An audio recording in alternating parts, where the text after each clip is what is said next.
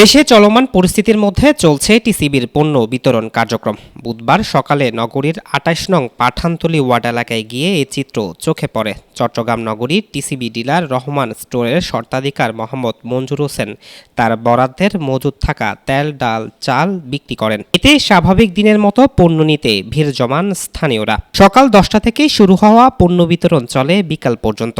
এ সময় নির্ধারিত চাল, ডাল ও তেল নিতে নারীসহ বিভিন্ন বয়সীদের ভিড় দেখা গেছে। আমরা এই মাল পাই আমরা অনেক খুশি, পরিবারকে খাইতে পারতেছি।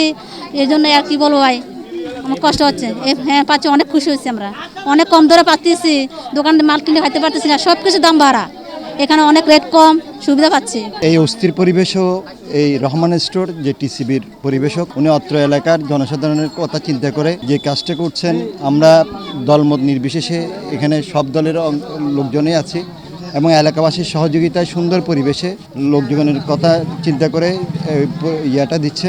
আশা করি জনগণের অনেক উপকার হবে এবং সবারই সহযোগিতা আমরা কামনা করি। যেহেতু জিনিসপত্র সাধারণ মানুষের ক্রয় ক্ষমতার নিচে, মানুষ কষ্টে আছে, কিন্তু এই কারণে এই টিসিবির এই সামান্য যতটুকু জিনিস সরকারি মাধ্যমে বা ডিসির মাধ্যমে যেভাবে আসছে, কিন্তু এগুলি কিছুটা হলে ওদের কষ্টটা লাঘব হবে। টিসিবির মালগুলো অনেক দিন যাবত দেওয়া হতো, তো আজকে সরকার নাই, তারপরও এই পরিস্থিতিতে আমাদের এলাকায় এই টিসিবির যে মালগুলো স্টক ছিল ওগুলো দিচ্ছে এলাকাবাসীকে এবং গরিব গুণকে।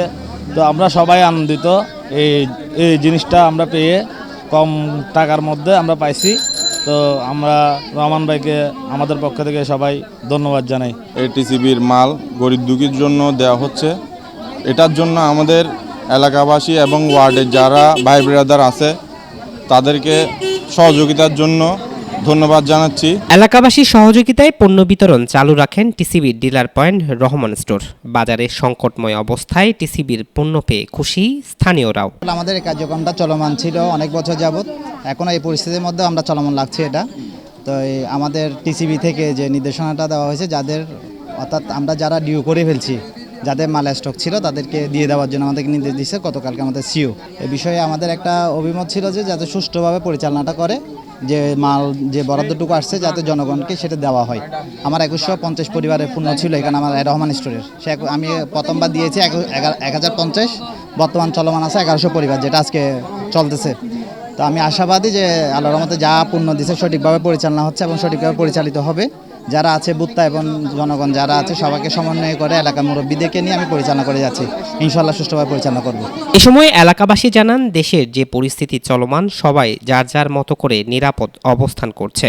এর মধ্যে ডিলার মঞ্জুর পণ্য বিতরণ অব্যাহত রেখে নজির করেছেন। জুলকার নাইন, দৈনিক আজাদী।